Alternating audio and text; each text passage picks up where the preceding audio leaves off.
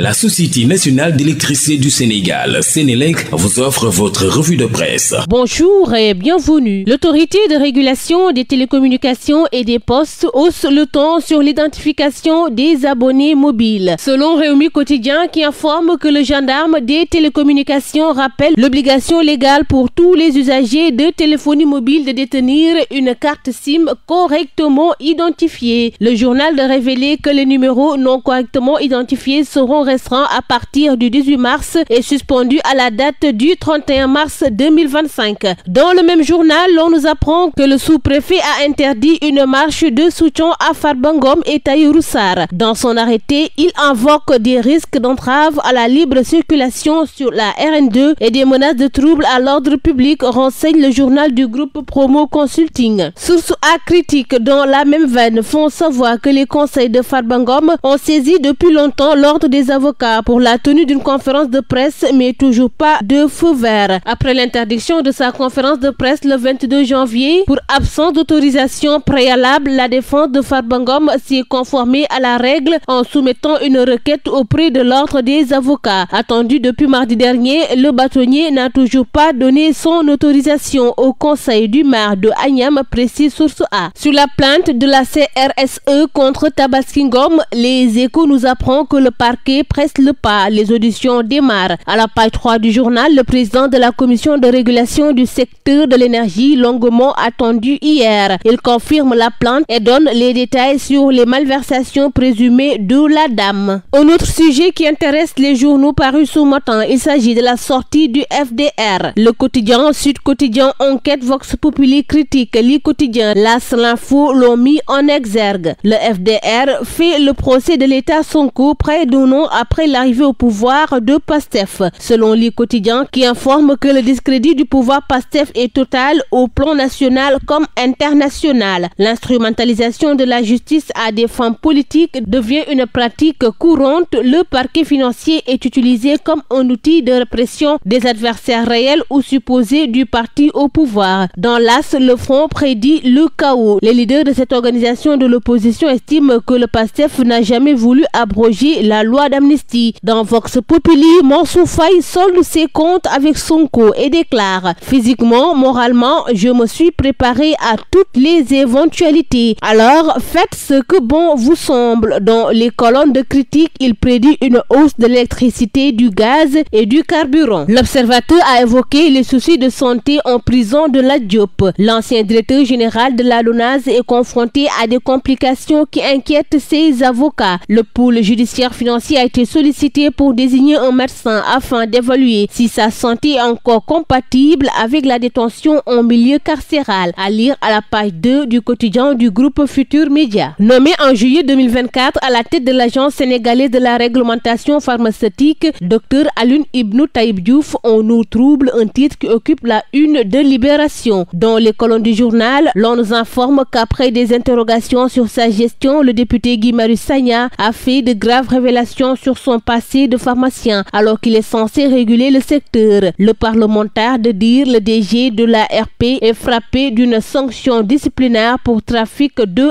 médicaments. Et puis cette prouesse dans le secteur de la santé. La première greffe de moelle osseuse a été réalisée avec succès selon Le Soleil. L'Observateur révèle la nouvelle vie des enfants de Ndella, un futur après la tourmente. Le journal a fait une enquête inédite sur les rescapés de Keur Yërmandé. Parmi les 56 nourrissons évacués, 2 sont morts après placement. 18 sont désormais adoptables et 14 prêts à retourner en famille. Le journal de révéler ce que sont devenus les bébés Ousmane Sonko, Marième Faye Sall, Antoine Félix Diome, Boun Abdallah Dionne. Et puis cette triste nouvelle, Réumi Quotidien nous apprend la mort de Bernard Sissa, légendaire voix du gospel, décédé ce jeudi à Dakar. Le journal revient sur l'interview qu'il avait accordée à Anna Thiaw. Éternellement présent dans les cœurs et les mémoires, ces propos qui se lisent dans Réumi Quotidien sont un legs à la postérité. Repose en paix l'artiste. C'est tout pour votre revue de la presse. À vos kiosques et très bonne lecture. La Société nationale d'électricité du Sénégal, Sénélec, vous a offert votre revue de presse.